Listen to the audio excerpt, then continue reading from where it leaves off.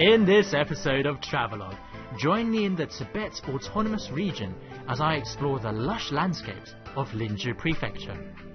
It'll be a journey across a land blessed by nature, and we'll discover how her gifts have influenced the lives of the people here.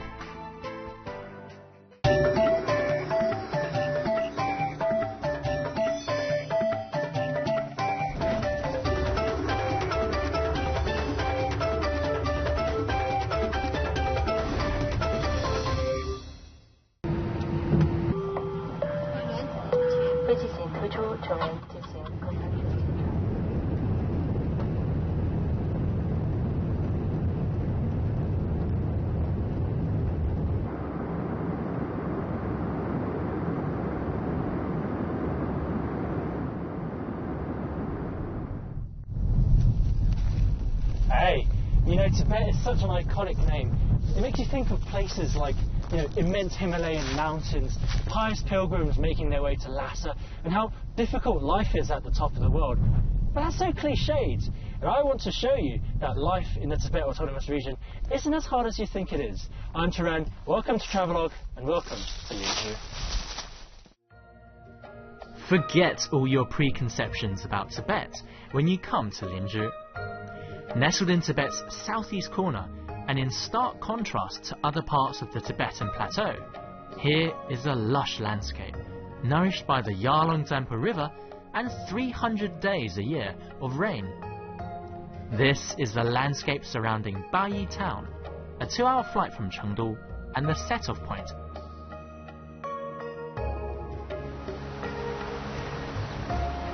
Right, so one of the first things people do when they come to Bayi town is they come here to visit the sacred Biru mountain, which is a sort of a holy mountain for both Tibetan Buddhists and also believers of Bon, which is the indigenous religion of Tibet. And what's interesting is that Tibetan Buddhists will walk around the mountain clockwise, while Bon believers will walk around the mountains anti-clockwise. So if we continue down this path, you might see a couple people bumping into each other. Though the direction they walk in might be different, the goal is the same: to accumulate good merit and achieve a better rebirth.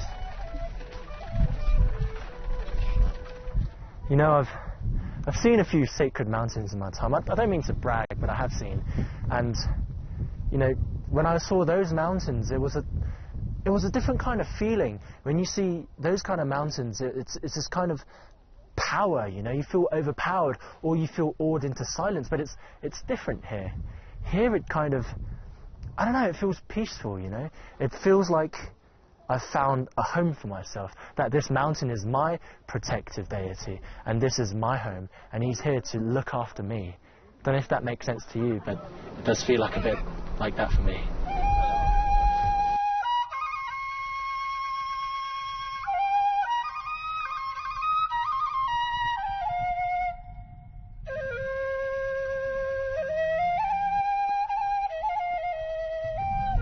This is it.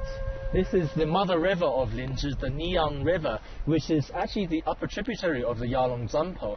And when it flows down south into India, it becomes a Brahmaputra. But this is where one of the greatest rivers in the world, and the highest rivers in the world, I guess, gets its beginning.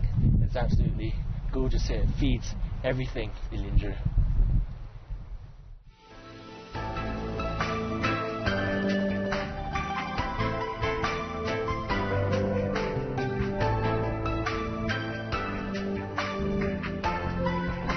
Linzhi's lifeblood is its water, and I want to get a closer look by taking a cruise along the Niyang River.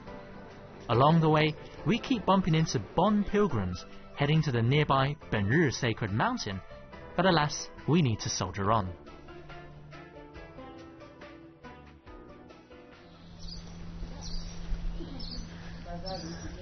These trees look really weird, don't they? These are actually willow trees, but they're not the kind of willow trees we're used to.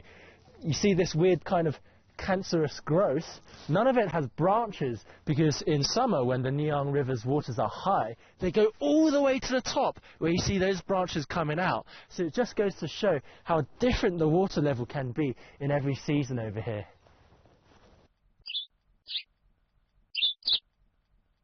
Hey, now this is traveling in style, right? So we're going to take this submarine-like sort of boat downstream by the Niyang River, and in summer when the water is higher you can actually take it 60 kilometers all the way down to Pai Town, which is at the entrance of the Yarlung Grand Canyon. But we're just going to take a scenic tour today, and we've got these cool looking captains to boot, hey?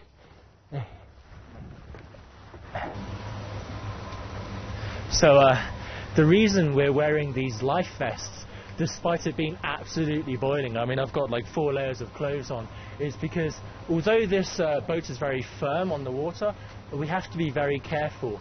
We can't go all the way into the Yarlung Grand Canyon because the water is quite shallow at this time of year, and also we have to follow the water downstream. We can't go against the flow because then it's well, don't really want to think about what happens next. The Niyang River travels more than 300 kilometers from its source up in the mountains to eventually join the Yarlung Tsampo as its longest tributary. By the time it gets here, the waters are more or less placid, allowing our boat and our guide to show us around. 那咱们这儿当地老百姓会用咱们尼洋河的水吗？咱们当地老百姓就不用这个水，因为这个水的话有水葬，在咱们往前走一点就有水葬。有水葬？对，水葬，然后当地老百姓不喝这个水，来多是自来水，山上自来水。现在那个水葬还在用呢？还在进行，差不多1个月进行3、4次这样子。但是经济特别困难的才进行水葬，大部分人的话一般都进行拉萨那边进行那个天葬。咱们这边为什么没有天葬？咱们这边的话，一是空气的原因，然后那些老鹰的话无法生存，没有老鹰堆也是做秃鹫嘛，然后就没法进行天葬。所以其实这个尼洋河是不是对咱们这儿老百姓也是算一个神河？对这一代人来说，对于他们来说就是母亲河，因为尼洋河的水特别清澈，特别纯洁。Coming up next, I take a ride on a rustic roller coaster, check out the flowers that are irresistible to shutterbugs, and enter a fairyland of snow at the top of a sacred mountain. In this episode of Travelogue, join me in the Tibet Autonomous Region as I explore the lush landscapes of Linzhi Prefecture. It'll be a journey across a land blessed by nature, and we'll discover how her gifts have influenced the lives of the people here.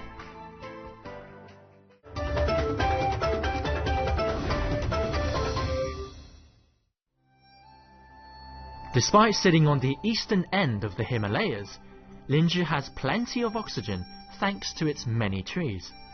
It's great news for the pilgrims who often walk for months to get here. In many parts of Tibet, fruit and vegetables are rare to come by, so Linzhi's wide variety of relatively cheap produce is also a welcome change. So we've driven 25 kilometers from Bai Town, not far, to come here to Lama Ling Monastery, which is one of the biggest and most important lamaseries near Bai Town, and it's home to the Nyingmapa, the Red Hat sect of Tibetan Buddhism, one of the oldest, actually no, the oldest sect. And this place is not only a tourist destination, but apparently if you come here to pray, then many of your prayers will be answered.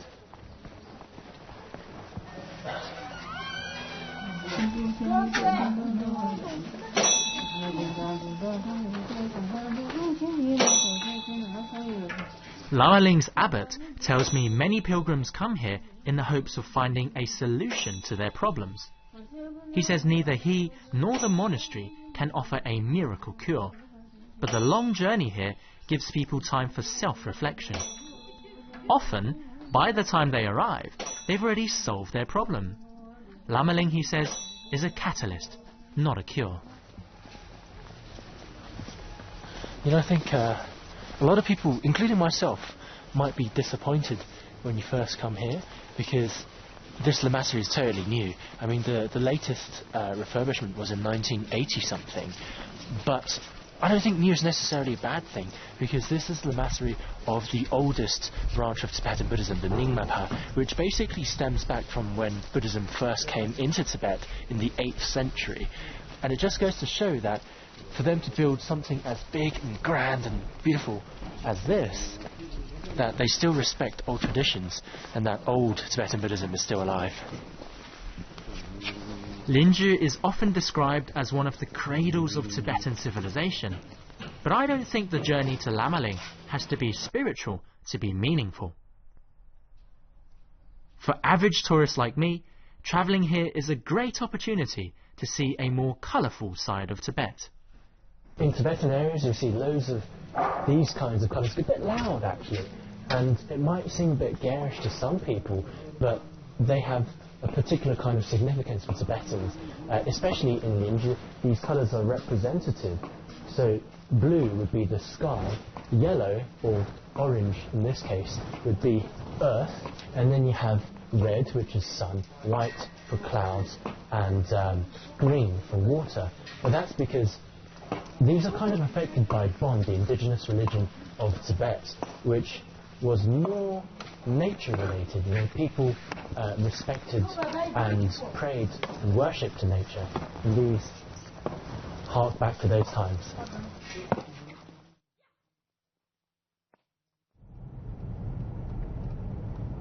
It's morning and I'm leaving Bayi for Lulang, roughly 80 kilometers away. But then this farmer catches my eye.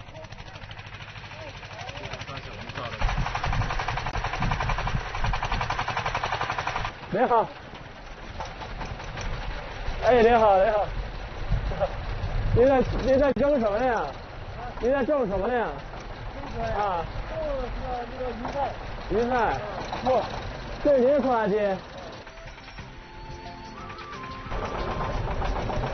Like a roller coaster ride, geez.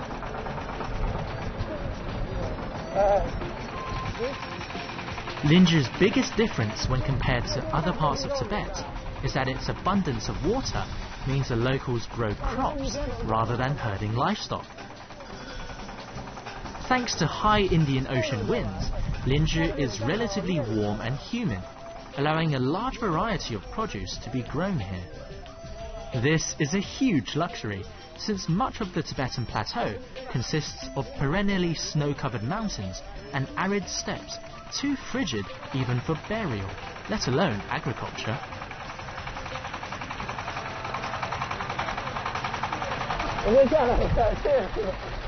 Oh, geez, it's a bit like getting a free ride on a roller coaster.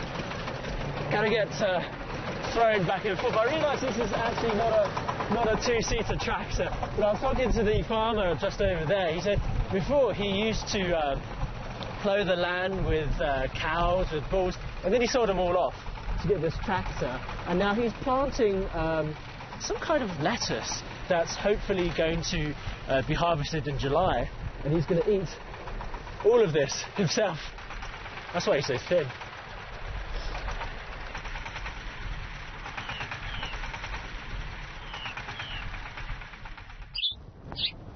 You know, at first glance, this place feels a bit like southern China, because where else would you find this kind of scenery? You know, you don't really think of the Tibet Autonomous Region as having rolling fields of green wheat, but again, this is another side of the Tibet that you don't see so often. One of the biggest draws of Linju in spring is its famous Peach Blossom Festival.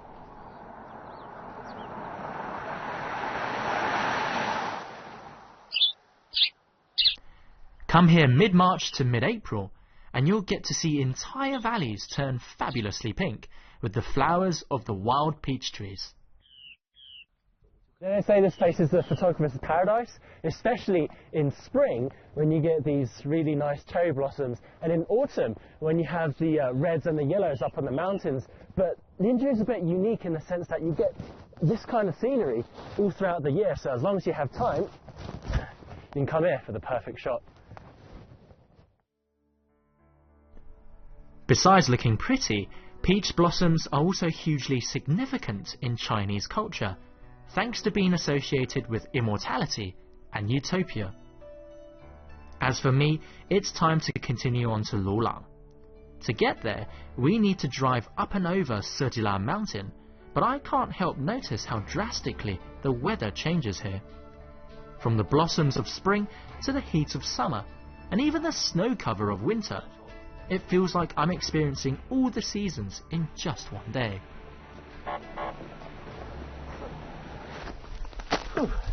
So we're on our way to Lulang town right now, but the weather here is really freaky. I mean, we're in the middle of April right now, it's spring, and just look around.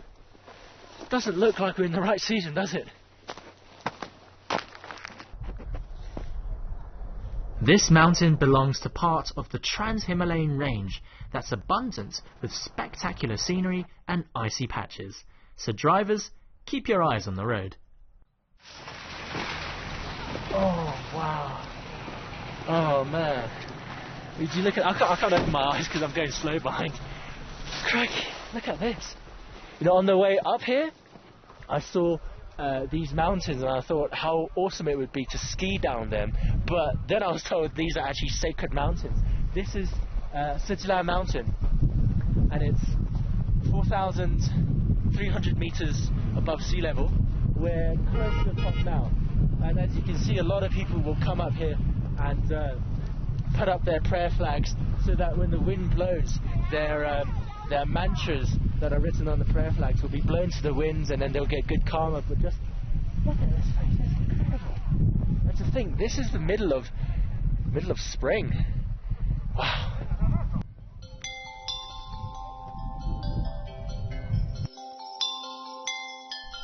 To me, the snow almost has an otherworldly sense of purity.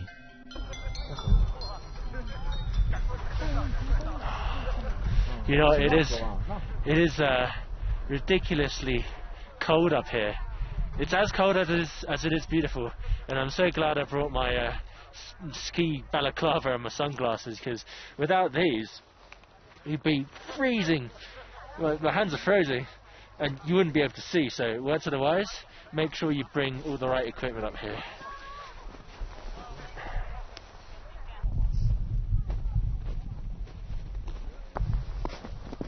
So I was wrong earlier. I looked at my watch and I said the altitude was 4,200 meters above sea level. It's actually, well, my watch is wrong anyway. It says it's 4,392, but apparently at this height these watches stop being useful. And in actual fact, the height that we're at now is 4,720 meters above sea level, which would explain why my head is thumping like a drum. But you know, it's well worth the pain. Check it out. Coming up next, take a deep breath as we visit Lulang's famous Sea of Forests. Chow down on a broth with more restorative qualities than we can name, and sit back to enjoy the simple pleasures of life. At 3,700 meters above sea level and encompassing roughly 100 square kilometers, this is Lulang's famous Sea of Forests, an endless expanse of spruce, pine and other conifers. You know, you get such an incredible panoramic view here. We're on our way to Lulang town, and we've just come down from Sitila Mountain, and we had to stop here at this viewing platform because just check out the view. This Sea of Forests is exactly what Lulang town is famous for, and you get postcard quality pictures here. I'm told that when it gets warmer, azaleas will bloom across the valley, and come July, rhododendrons will dominate the landscape. At the foot of the mountain lies Lulang town. It's a well-developed tourist hub with lots of choices for food and accommodation, and as such is a popular pit stop for backpackers making their way across Tibet.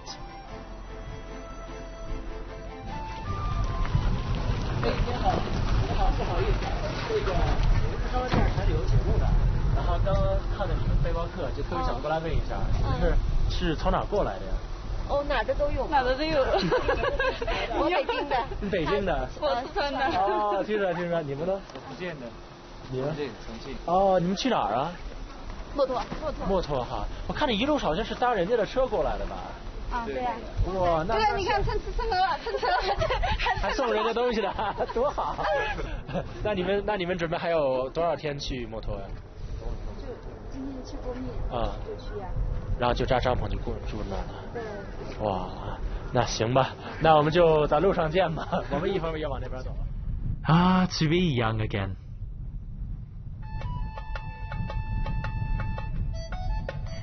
Anyway, it's lunchtime and there's a famous local dish we've got to try. Right, so we've just arrived in Lulang. You can see everyone's making their attack on this pot. This is the specialty of Lulang. It's called stone pot chicken. The main thing about this is that the pot itself is made of stone from a place called Mortar, which is another part of Linzhi. It's made completely from one block of stone, and it has 16 different types of minerals. I can't really name all of them, but inside they've placed chicken, broth, and then lots of different Tibetan medicinal herbs like goji berries. This thing, it's called Buddha palm something, I can't name it, but these are all very, very healing and restorative. And then the pièce de résistance is this. This is sorrel, a very valuable kind of mushroom that grows only at 3,000 meters above sea level and is very, very valuable. It's said to prevent you from being radioactive. I don't know if that helps or not. And it also acts as an anti-aging agent. So if I stick this in there, then who knows, maybe we'll become Superman. Oh, man. Superpowers aside, all those nutritious ingredients are bound to have an effect, and I walked away completely re-energized. Not far from town are the meadows that Lulang's also known for. Only, all I see are a bunch of yaks grazing on dry bushes. Luckily, I bumped into an old watchman who clued me in. So we've come to the famous meadows of Lulang, only it's not the right season. The flowers bloom in summer, but you have a lot of herdsmen and nomadic farmers here, and this nice gentleman noticed that I was out there wandering by myself, and he said it's a bit cold, so he's invited me to go in and make a fire over there. Huh? Huh?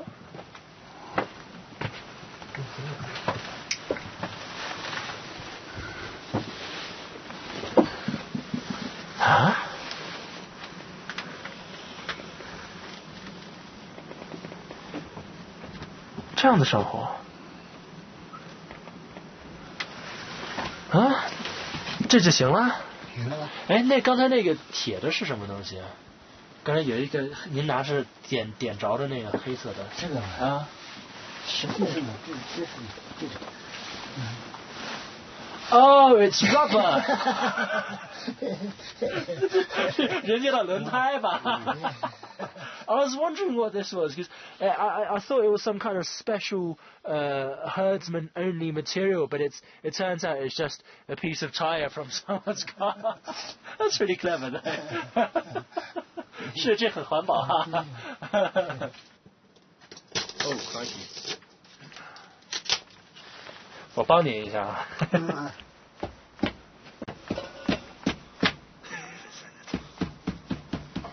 It's not as easy as it looks.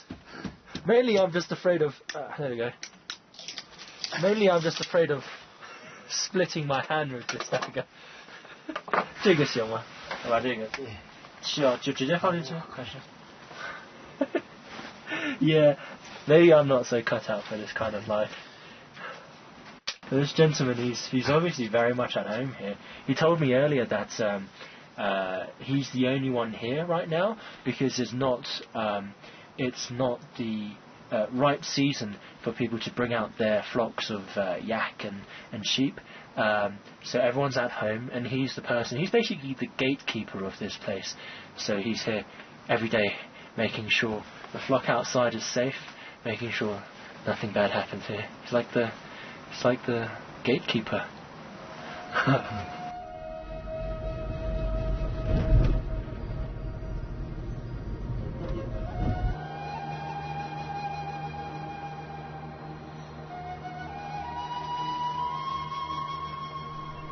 As you drive through Lulang, you'll often come across quaint little Tibetan villages that are completely off the tourist radar.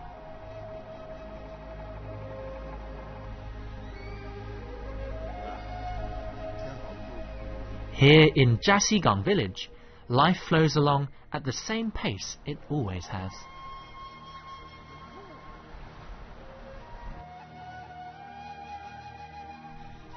There's little to do here except marvel at how Linzhi's waters have nourished its fertile lands and transformed this place into the picture of serenity.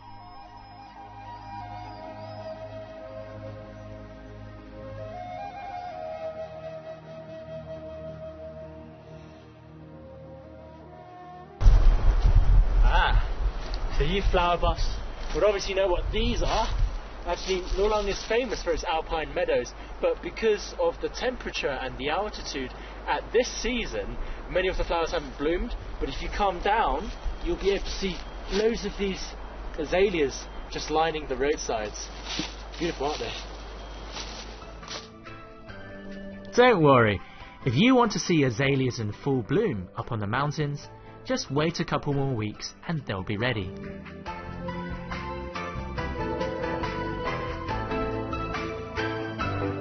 As for me, it's time I headed back to Bayi. We visited so many places, but we've barely left the town's vicinity. There's simply too much to see here, so make sure you join me for the next episode when we head to Western Linzhi.